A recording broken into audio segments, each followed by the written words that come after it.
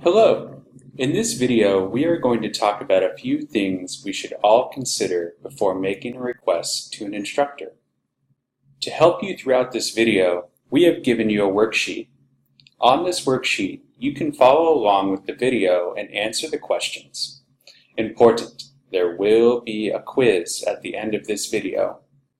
When making a request, you should consider: who are you talking to? How important is the request? And how well do you know this person? These three questions will help determine what request you should use with your instructor. Who are you talking to? In English, depending on the person and your relationship with them, you will use different requests. For example, I use different requests for when I am talking to my roommate than when I am talking to my instructor. Because I have a different relationship with my roommate than I do with my instructor, I will usually use different requests with them. The next thing to consider is, how important is the request? This one is important because in the US, the more important the request, the more polite speakers will usually be. Think about the types of requests on the left. For each of these requests, you might say something different. You probably would not ask for more time on a paper in the same way that you would order coffee at a cafe. The size of the request usually helps determine how we will make the request. So, if you were asking for more time on a paper, you might say something like, I was wondering if I could get an extension on my paper. But if you were ordering coffee at a cafe, you might say something like, could I have a cup of coffee? Notice that I didn't use the same request for each scenario. We'll talk more about this later. Now we are going to use the worksheet. Click pause to stop the video. Go to worksheet section 1.1 and answer the questions. When you are finished with the worksheet, click play to start the video again. All right, answers. Asking a professor for more time on a paper is a very big request, so it's number 1. Asking your roommate to wash their dishes is not as important as asking for more time on a paper, so it's number 2. And finally, ordering coffee at a cafe is the least important request, so it's number 3. The final thing to consider is, how well do you know the instructor? Just like with all people in our lives, how well we know someone will help us decide what request we use. On the left, here are some questions to consider before making a request to an instructor. Have you had a few classes with the instructor? Have you attended the instructor's office hours before? Do you feel like you have a good relationship with the instructor? These questions can help us decide how polite we should be when making a request. Let's apply what we've learned. Let's read the following 3 paragraphs together and think about how this information is related to what we just learned. Remember, we should consider: who are we talking to, how important is the request, and how well do you know the instructor. Number 1. Student Nicole Brown has been an average student, has missed a few classes, and has not completed all of her homework. Number 2, she is applying for a scholarship that will help her pay her tuition next term. Number 3, she is making the request to her instructor. Together, let's match the information about Nicole to the 3 things we should consider when making a request to an instructor. All right, who are you talking to should match up with number 3. Number 2, how important is the request, should match up with number 2. Notice that Nicole's request is really important. Receiving a scholarship to help pay her tuition would really help Nicole in her studies.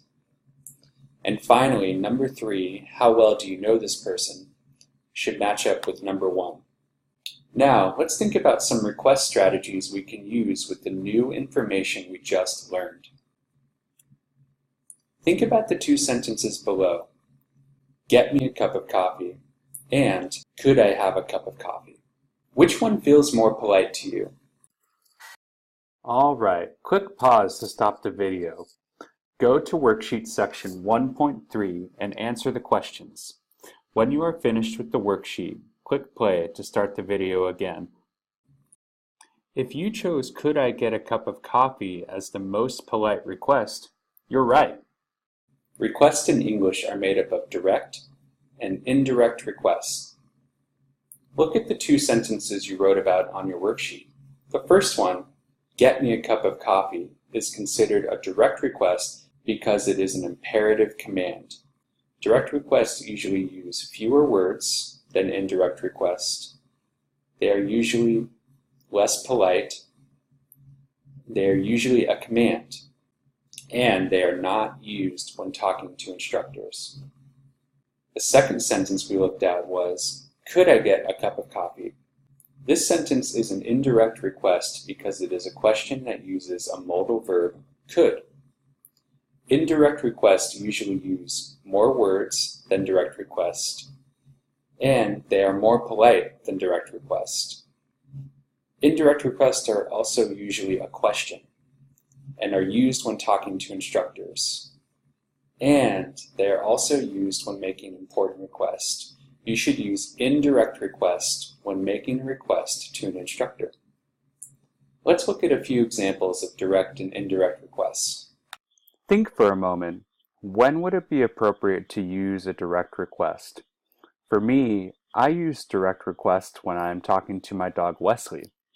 This is Wesley. Now, if I want Wesley to sit down, I might say something like, "Wesley, sit." That's a direct request. But I would never say something like, "Wesley, I was wondering if it would be possible for you to sit down." That's an indirect request. Now, if I'm talking to an instructor, I should always use indirect requests. On the left are a few examples of direct requests. A direct request is less polite and is not a question. Sometimes a direct request is a command and starts with a verb like, "Give me an extension on my paper." Also, we see sentences that have modals like must or should. They sound more like a demand. We don't want to sound demanding when we make a request. Finally, sentences that have need or want, those are also very direct. On the right, there are indirect requests. These are more polite. All of these requests are questions.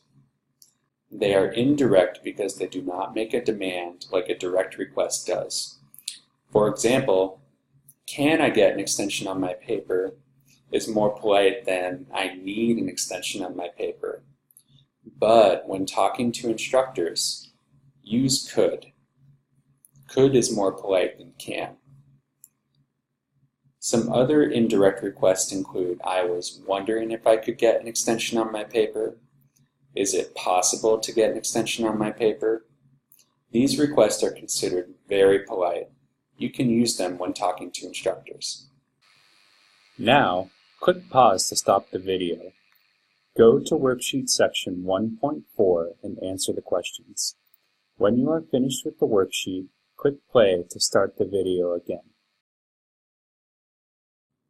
And here are the answers. As you can see, the indirect requests have modals, like here, could, or here, would, or they have really polite phrases like, "I was wondering." The direct requests, they have statements like need, or an imperative like give, or a sentence like want, as in, "I want a chocolate bar."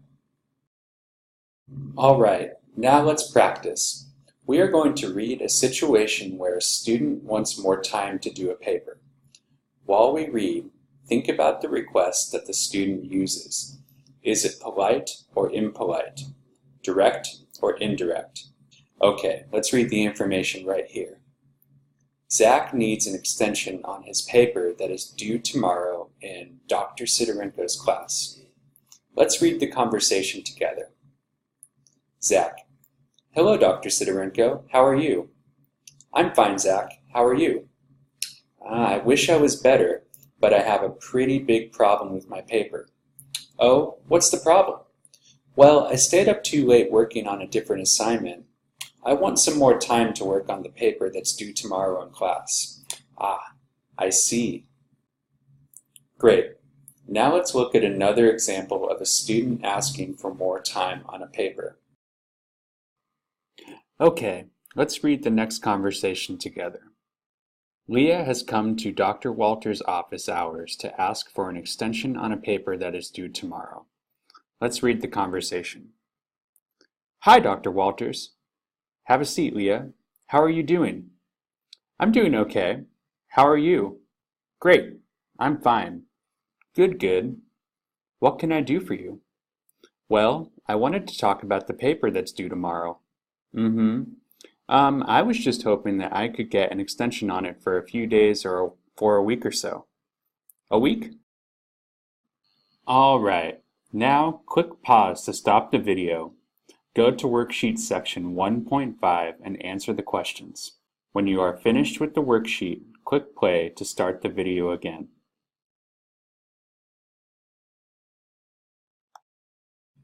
All right, here are the answers.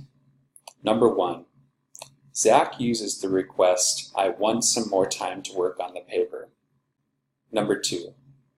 The request is very direct. And number 3. The request is impolite. Zach uses a very direct request when talking to Dr. Sidorenko. It sounds more like a demand, and it isn't phrased like a question. Now, let's look at Leah. Number 1, Leah said, I was just hoping that I could get an extension on it for a few days or for a week or so. Number 2, the request is indirect. And number 3, the request seems pretty polite. Leah uses an indirect request when talking to Dr. Walters. All right, quiz time. Click pause to stop the video. Go to worksheet section 1.6 and answer the questions. When you are finished with the worksheet, click play to start the video again. All right, let's check your answers. Number 1, give an example of an indirect request. Sentences with any of the following work just fine. Can I? Could I? I was wondering if I could. Is it possible to? Would you be willing?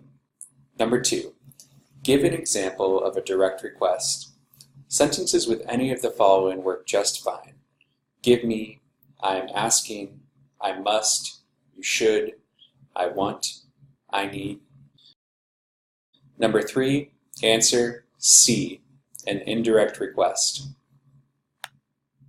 Number 4, answer C, a direct request. And number 5, answer D. I was wondering if there is any chance that I could get an extension on my paper. Thanks for watching this video, everybody. Have fun making requests.